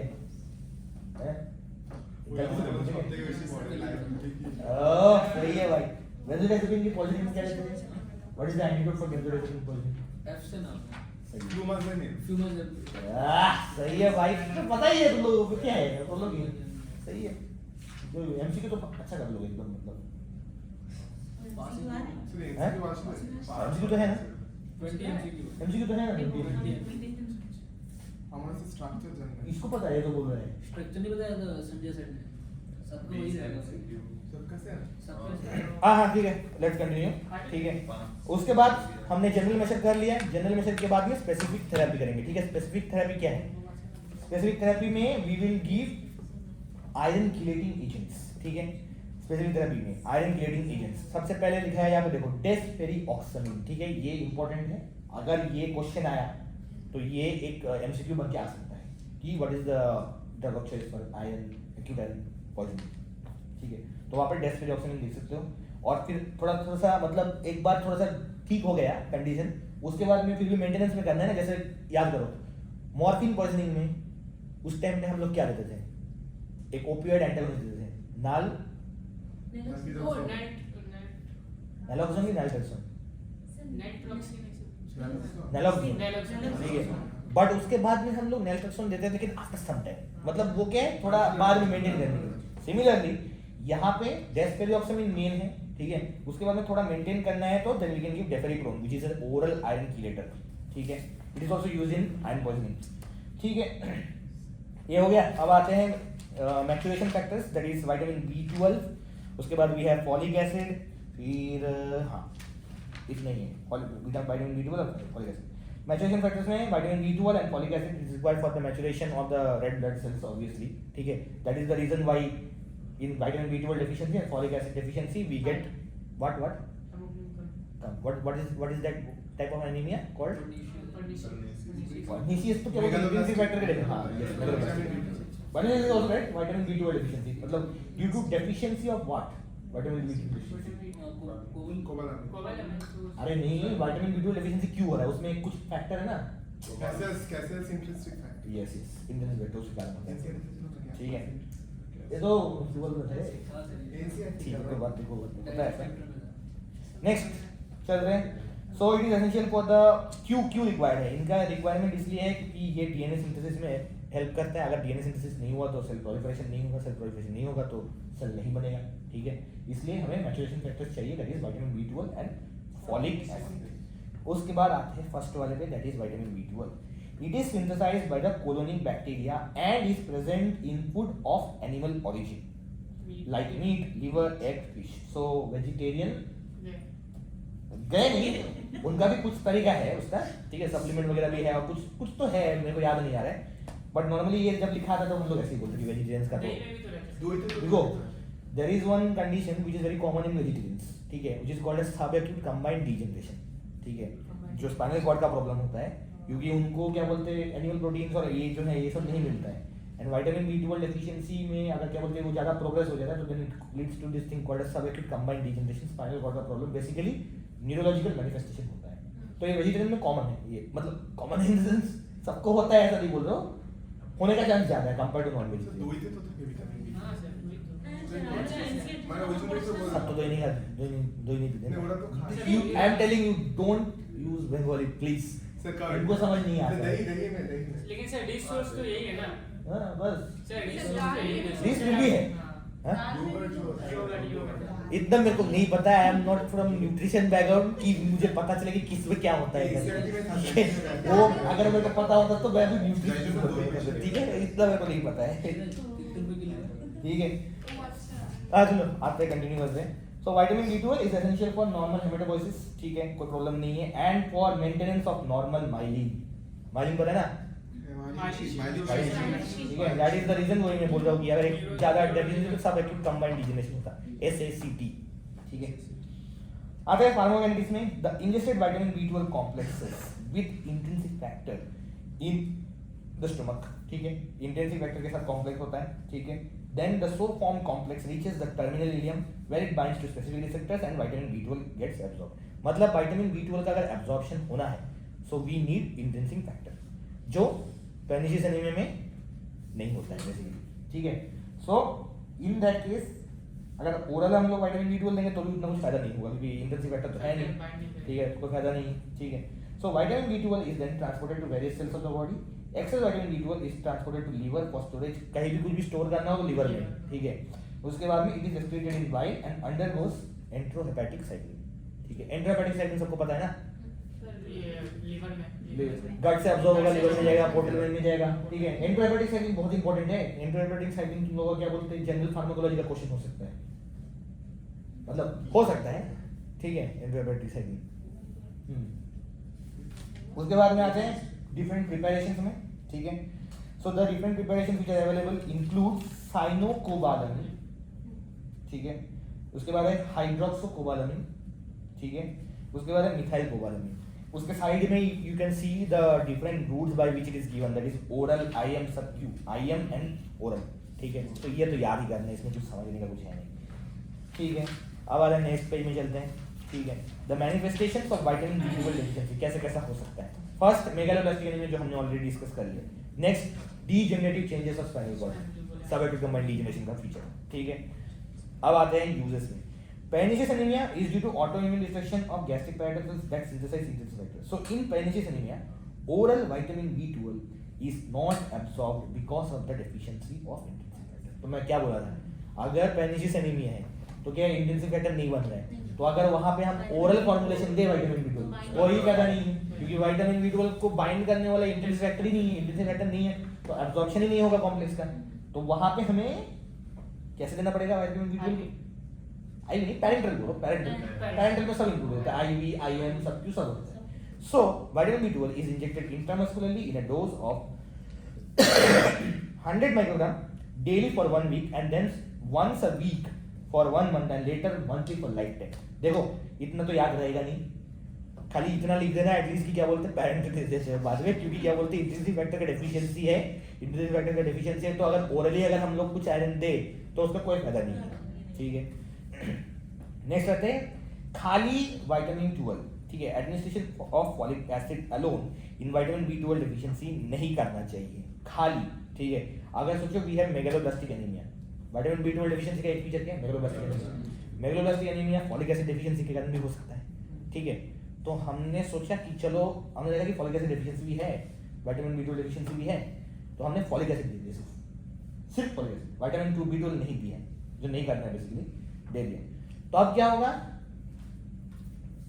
मेगालोब्लास्टिक एनीमिया तो कम हो जाएगा, ठीक है, क्योंकि फॉलिक एसिड हम लोग दे रहे हैं।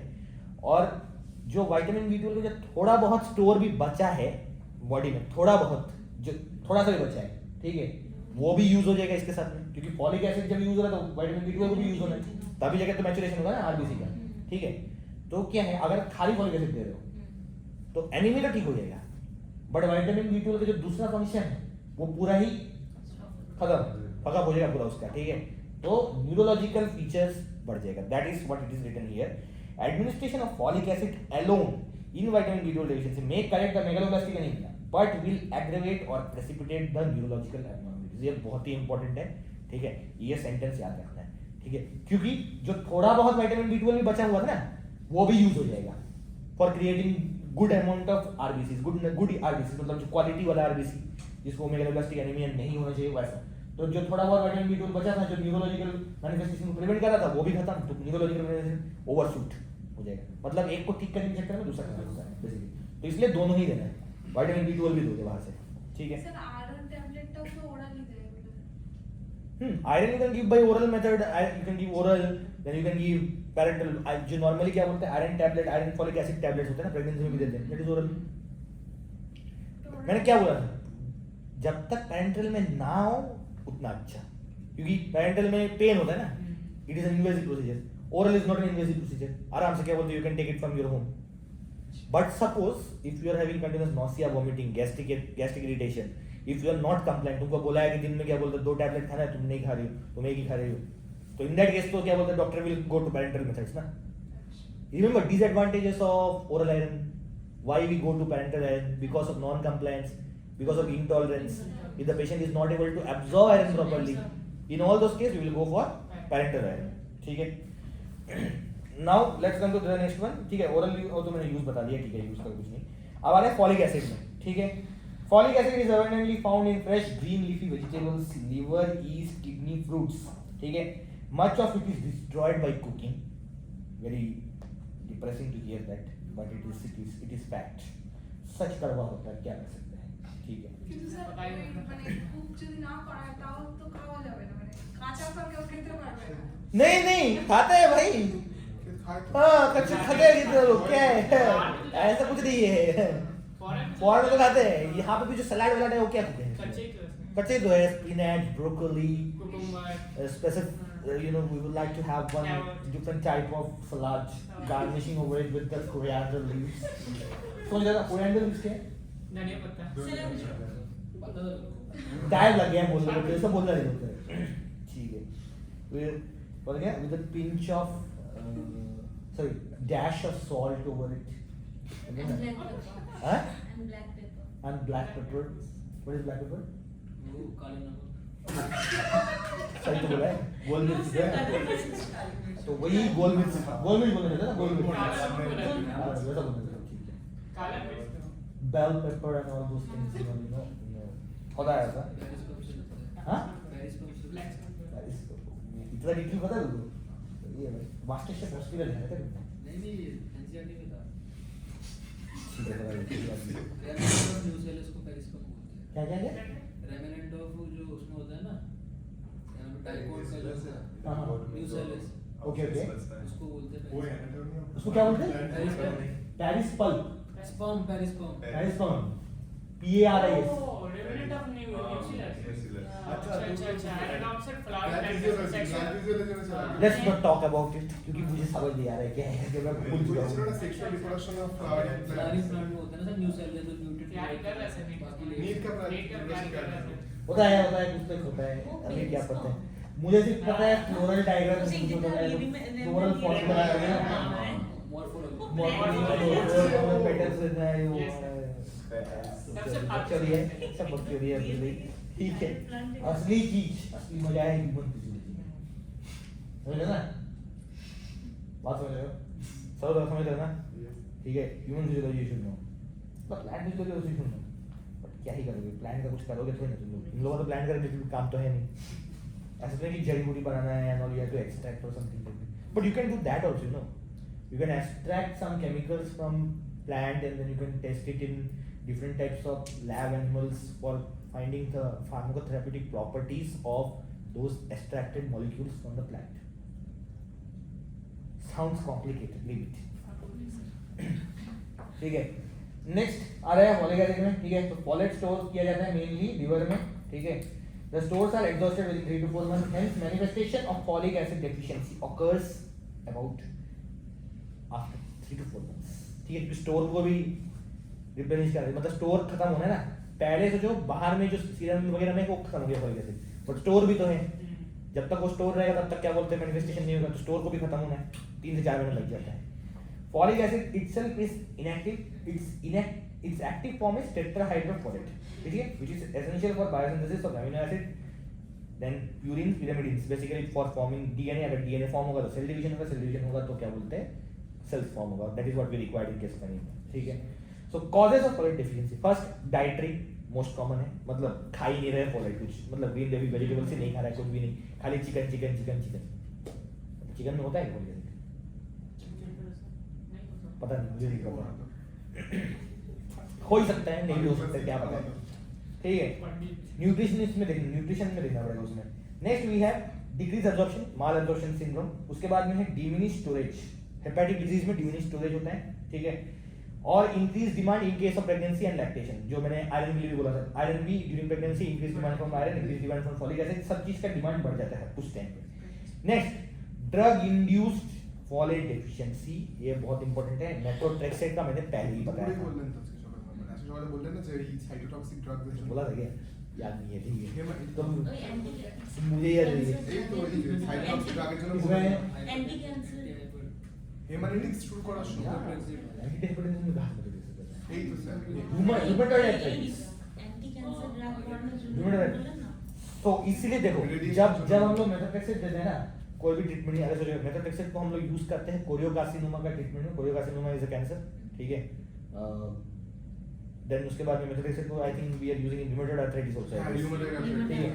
जब भी यूज करते हैं मेथोट्रेक्सेट के साथ में we also give something which is called as leucovorin, ठीक है, ल्यूकोवोरिन बोलते हैं उसको, leucovorin is what, folinic acid, ठीक है। तो उसको हम लोग देंगे टू प्रिवेंट नथिंग, हां जैसे डेफिशिएंसी का, यस, फॉलेट ट्रैप ना हो करके, ठीक है, इसलिए फॉलिनिक एसिड देते हैं। उसका details if you want to know then we will study anti cancer drugs, वहां पे और भी अच्छे से बताया है कैसे होता है करके, बट वो तो जरूरत नहीं है उतना, कोई तुमको पूछेगा भी नहीं अभी, ठीक है। तो अब आते हैं मैनिफेस्टेशन, मैंने मेगालोब्लास्टिक एनीमिया ऑलरेडी बता दिया है, ठीक है, उसको छोड़ के और बाकी सब तो फालतू है, वेट लॉस, जनरल वीकनेस वगैरह लिख देना, अपनी मर्जी का कोई सीन नहीं है। उसके बाद है preparations, so folic acid is available for oral administration also and parenteral administration also. Oral it can be given as tablet and liquid, parenteral it can be given in combination with other vitamins और iron, ठीक है। और देखो अब next वहां पे लिखा हुआ है folic acid that is leucovorin is used for the treatment of methotrexate toxicity as an adjuvant in, and it is also used as an adjuvant in case of methanol poisoning, वो जानने की जरूरत नहीं, methotrexate toxicity में folic acid देते हैं, ठीक है, उसको प्रिवेंट करने के लिए भी देते हैं इनफैक्ट, ठीक है। अब आते हैं यूजेस में, जो हमने इतने देर डिस्कस किया वही है uses, megaloblastic anaemia due to nutritional folate deficiency, due to increase demand in case of pregnancy lactation, in case of pernicious anaemia along with vitamin B12 हमें देना है, क्योंकि अगर खाली फॉलिक एसिड दे दिया है तो क्या हो जाएगा, जितना भी थोड़ा बहुत विटामिन B12 था सब यूज हो जाएगा, एज रिजल्ट के ब्लड सेल का तो प्रॉब्लम खत्म, एनीमिया खत्म, लेकिन क्या बोलते हैं न्यूरोलॉजिकल प्रॉब्लम बढ़ जाएगा बहुत, ठीक है। अब आ रहे हैं folic acid is given orally in dose, जरूरत नहीं है, ठीक है। प्रोफाइलैक्टिक थेरेपी देते हैं प्रेगनेंसी में, during pregnancy prophylactic folic acid is given 0.5 milligram per day to prevent neural tube defects, ठीक है, neural tube defects in sodium vibrating seat होना teratogenicity, yes, neural tube defects किसमें होता है, मदर में या फीटस में, fetus में neural tube defect is a type of, अगर ड्रग इंड्यूस न्यूरोट्यूब डिफेक्ट, ठीक है। तो तुमको भी तो पता है, तुम क्या बता रहे हो, तुमको भी तो पता है वो उस दिन, बाद में ट्रेड हो जाएंगे। हाँ वो तो पता है तुमको, वही तो पता है, उससे पहले लगे हैं। वो सर वो फिटनेस में होता अच्छा है। न्यूरोट्यूब डिफेक्ट वो जरूरत नहीं है, वो थोड़ा बहुत क्या बोलते हैं जनरल चलता है। हाँ तो ये मैंने पूरा कंप्लीट इट इज डन, ठीक है। एडवर्स इफेक्ट में आते हैं, oral folic acid is usually safe but injections can rarely cause hypersensitivity reactions, ठीक है। अब फाइनली लास्ट टॉपिक है हेमेटोनिक्स में, एंड हेमेटोनिक्स के बाद में जो growth factors, basically haematopoietic growth factors उसी में है, उसी में हेमेटोपोइटिक ग्रोथ फैक्टर्स। इसमें कुछ भी समझने का नहीं, इसमें एरिथ्रोपोइटिन और बाकी जितना भी कॉलोनी स्टिमुलेटिंग फैक्टर्स, फिर उसके बाद में अपना क्या बोलते हैं उसको, थ्रोम्बोपोइटिन, जो भी सेल्स का ग्रोथ को हेल्प करे, all those are haematopoietic growth factors, ठीक है। They stimulate growth and differentiation of blood cells, they include erythropoietin for RBC blood cells, myeloid factors for WBC, thrombopoietic growth factors for platelets, ठीक है। They are usually administered parenterally, ठीक है, orally parenterally. Adverse effect, erythropoietin can cause rise in blood pressure, ठीक है। Erythropoietin can cause thromboembolic complications. Why? सोचो, ये common sense है, ये समझो। Erythropoietin can increase thromboembolic complications. Why? ये मैंने बताया था पहले। मतलब तो क्लॉट कहते हैं क्यों वाई तो इसका आंसर फिजिक्स में, इसका आंसर बायोलॉजी। अच्छा सर या ब्रो राइट, सही बोला है, बोल दिया तब तक, बोल दिया है, स्लो, वेरी स्लो, ठीक है। आरबीसी ज्यादा प्रोड्यूस हो रहा है, ठीक है, तो विस्कोसिटी बढ़ जाएगा, तो स्टैसिस हो जाएगा, स्टैसिस हो गया तो क्लॉट हो जाएगा, तो हम बोले, ठीक है। वर्चुअस ट्रायड याद नहीं है तुम लोगों को, बोल रहे ना वर्चुअस ट्रायड ऑफ, अरे होता है ना वो, अरे गूगल करो virtuous triad, there is something called not virtuous triad, sorry there is a triad of coagulation something, ऐसा कुछ होता है जिसमें विस्कोसिटी है, ठीक है, फिर उसके बाद में कुछ तो ट्रायड था यार, याद नहीं आ रहा है, ठीक है। चलो क्या वो हाँ? जो मैकेनिकल प्रॉपर्टीज ऑफ फ्लूइड के जो सारे वो होते हैं, नहीं, वो तो फिजिक्स में, लेकिन ये इसमें क्या बोलते हैं यार, फिजियोलॉजी या फिर पैथोलॉजी में क्या बोलते हैं, ट्रायड बोलते हैं। ट्रायड कोएगुलेशन ऐसा सब कुछ है, लेकिन नाम याद नहीं आ रहा है मेरे को। मतलब 3 ऐसे फैक्टर्स हैं जिसके बैलेंस इम्बैलेंस से ब्लड में, मतलब मस्कुलर सिस्टम में क्लॉट होने का चांसेस है। हाँ सर स्टेसिस, हाँ सर हाँ। vascular injury, studies of blood flow, हाँ। hypercoagulability. What is this triad called as? So triad of coagulation also Triad of known as triangle. Triad of what was that? नहीं Incoagulation. visual triad. क्या triad? Triad of triangle sir. Vircho's triad. वही तो है virtuous triad, triangle VIRCHOW, वही है ना? हाँ, virtuous सही बोला है भाई, इसका मतलब याद है मेरे को, हैं? Rudolf Virchow, वही नहीं तो लोग उतना मैंने नहीं सोचा हूँ, नहीं उतना मुझे नहीं पता, याद नहीं है मेरे को, मुझे जानना है तो मैं अभी तो फिर मैं ये भी बोल दूंगा, एंटन वॉन ल्यूएनहुक वो भी है, रॉबर्ट हुक वो भी बोल दूंगा मैं, अभी उतने दूर तक ही जाते हैं, चलो जाते हैं, अभी नील्स बोर भी बोलता हूँ, चार्ल्स बेबेज, हाँ उतने दूर तक चलते हैं, चार्ल्स बेबेज क्या है? ओह सॉरी भूल गया, तो मैं तो अब उतने दूर तक भी जा सकता हूँ फिर उसमें, ठीक है। आर्यभट्ट भी बोल सकते हैं, आर्यभट्ट भी बोल सकते हैं, लुईस पास्चर भी बोल सकते हैं, पैस्चराइजेशन, यस, अलेक्जेंडर फ्लेमिंग बोल सकते हैं, एंटीबायोटिक, ठीक है, उतना दूर तक नहीं जाना, ठीक है। तो rise in blood pressure, thromboembolic complications क्यों बता दिया, ठीक है, विस्कोसिटीकरण और एलर्जिक रिएक्शन हो सकता है कभी कभार, ठीक है। अब उसके ऊपर में टेबल है, वो टेबल देखो, टेबल में क्या हो गया, कुछ प्रॉब्लम है, नो, ओके। टेबल में देखो क्या लिखा हुआ है, एरिथ्रोपोइटिन, ठीक है, उसके बाद नीचे क्या लिखा है, माइलॉइड ग्रोथ फैक्टर्स, उसके बाद नीचे लिखा हुआ है थ्रोम्बोपोइटिक ग्रोथ फैक्टर्स, ठीक है। तो एरिथ्रोपोइटिन का एनालॉग्स जो अवेलेबल है हमारे पास में, ठीक है, वो है epoetin alfa and darbepoetin alfa, मतलब basically just like erythropoietin analogs, पता है analogs just same like that, ठीक है। They are going to stimulate erythropoiesis, erythropoiesis मतलब रेड ब्लड सेल का प्रोडक्शन। उसके नीचे वाला देखो myeloid growth factor, that is human granulocyte colony stimulating factor, that is GCSF, filgrastim, ठीक है। उसके बाद में सारग्रामोस्टिन, फिलगैस्टिन याद करो, सारग्रामोस्टिन तो मेरे को भी याद नहीं होगा, ठीक है, फिलगैस्टिन याद होना चाहिए, ठीक है। तो filgrastim stimulates the proliferation and differentiation of WBC। अभी रिसेंटली एक नया ड्रग अप्रूव हुआ है एब्डेमेनोगैस्ट्रिन, ठीक है। एब्डेमेनोगैस्ट्रिन is used for the management of chemotherapy induced neutropenia. मतलब जब हम लोग कैंसर का ट्रीटमेंट करते हैं, मैंने क्या बताया था, बोन मैरो सप्रेशन होता है, तो मतलब क्या न्यूट्रोफिल्स के WBC है, तो उसका प्रोडक्शन कम हो जाएगा। तो उसका प्रोडक्शन को बढ़ाने के लिए वी कैन गिव एब्डेमेनोगैस्ट्रिन। रिसेंट अभी अप्रूव हुआ है, आई थिंक 2021 या 2022 में हुआ है ऐसे, ठीक है। मतलब उस कैटेगरी में वो एकदम लेटेस्ट है, ठीक है। अभी जब मैं बोल रहा हूँ वो अभी एकदम लेटेस्ट है, एकदम लेटेस्ट इंफॉर्मेशन है। तो अब उसके बाद में आते हैं थ्रोम्बोपोएटिक ग्रोथ फैक्टर्स।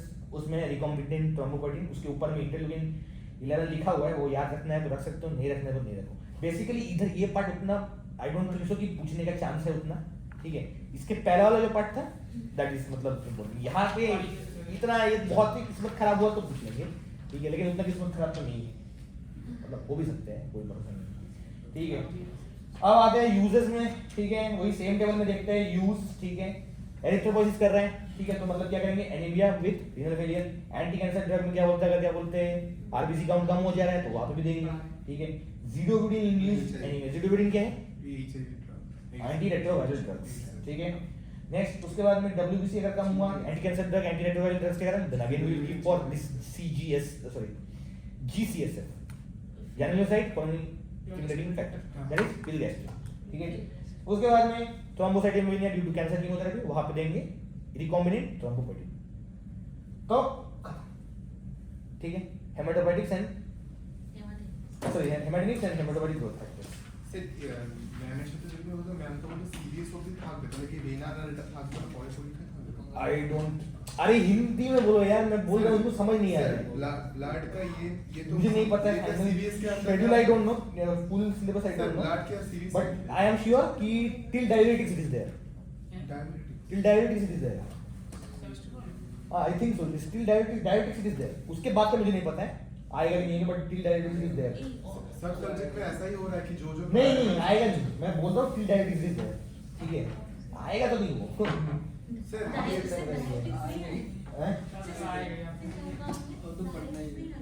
क्या क्या डायबिटीज नहीं है, डायबिटिक्स आना, सॉरी क्या बोल रहे हो, डायबिटिक्स, हाँ डायबिटिक्स है नहीं उसके बाद अपने उसका कि वो उसके बाद में मुझे नहीं पता है, टिल डायबिटिक्स है।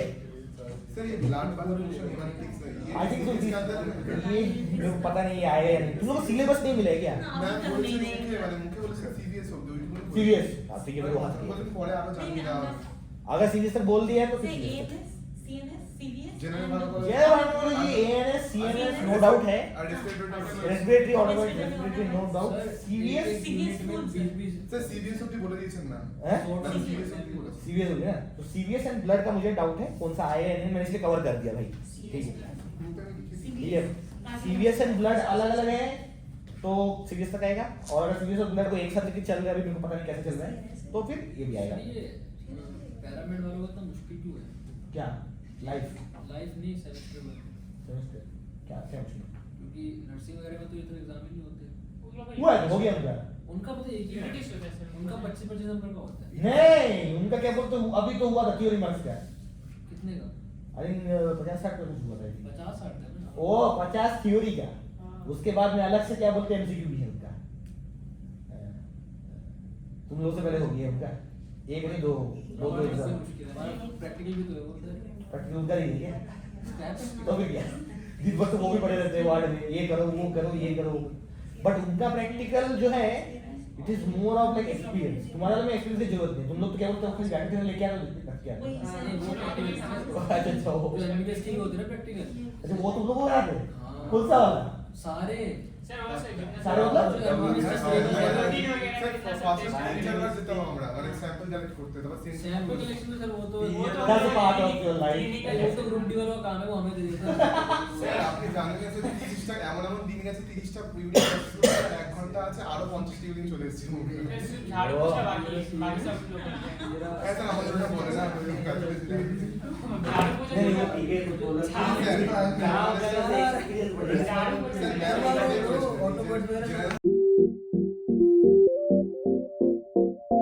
अच्छा तो फिर शीट उठा लेना है अभी, ठीक है। उसके बाद में टॉपिक डिसाइड हो जाएगा और उसको प्रेजेंट करना है, ठीक है, रिवीजन के लिए। सबसे पहला रोल नंबर कौन है? अच्छा अंकित है, ठीक है। आओ शीट लेकर जाओ, इसमें से देखो तुम्हारे किस्मत में क्या आया है। ठीक है, लेके चलो जाओ, लेके चलो जाओ। नेक्स्ट उसके बाद में कौन है? आ जाओ।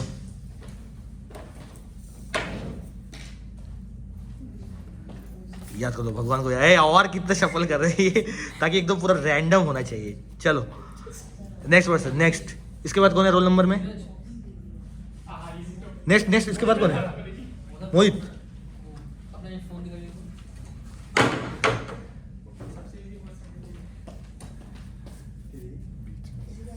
ओके नेक्स्ट उसके बाद कौन है?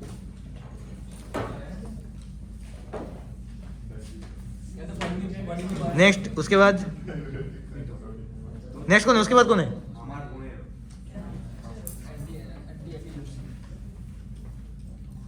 नेक्स्ट नेक्स्ट रचित, नेक्स्ट तुम हो ना? हो गया, सब खत्म हो गया। नेक्स्ट तुम्हारे पास ज़्यादा ऑप्शन नहीं है, मेरे पास 2 ही ऑप्शन बचे। थोड़ा इसको भी थोड़ा सा ये कर लो। हाँ ठीक है ठीक है। अब ये जो बचा है ये है अपर्णा का, उठा लो, ये अपर्णा वाला उठा लो, देखो तो क्या ठीक है। अपर्णा वाला उठा लिया। आसान गाइस मेरा है, रुको रुको, बोलो बोलो। सबसे आसान मेरा सबसे है guys। आसान मेरा है। ठीक है दिखाओ दिखाओ, सब अपना अपना टॉपिक बोलना है लेकिन मुझे, ठीक है। तो बैठ जाओ, सब बैठ जाओ, सब बैठ, नहीं ऐसे नहीं, बैठ जाओ, लाइन में लाइन पूछेंगे, ठीक है। अपर्णा वाला क्या बोलते दे दो उसको, मुझे दे दो, ठीक है, मुझे ही दे दो। सो अपर्णा का टॉपिक है ADR and skeletal muscle relaxants, ठीक है। अंकिता तुम बताओ तुम्हारा क्या है? Next Drug used in gout and drug used in heart failure. Next बोलो next. Sir BA OPC poisoning, B A क्या है? वही तो पूछना है। Bioavailability. नेक्स्ट नेक्स्ट तो बुक में ही नहीं है सर। है paracetamol poisoning and lithium. Okay next बोलना है, बोलो बोलो। Route administration first pass metabolism. Next pre anaesthetic medication और anti histamine. Next diuretics and sodium अल्कोरेट। ओके तो मतलब ये पढ़ के आ जाना है तुम लोगों को, ठीक है। अगले क्लास में प्रेजेंट करना है, बाकी लोग को भी समझ। अगले व्लॉग में मिलते हैं अगले व्लॉग में गाइस। सो आज के लिए इतना ही। Yes yes yes like share and subscribe. Follow Tiwari. Follow, अच्छा अच्छा ओके ओके ठीक है ठीक है ठीक है गाइस, इसे भी फॉलो कर लेना। ये हमारे इंस्टाग्राम पे है ये बंदा, ठीक है, बहुत सही काम कर रहा है। 720 420 ओ अच्छा 720। हाँ वापस रख दो।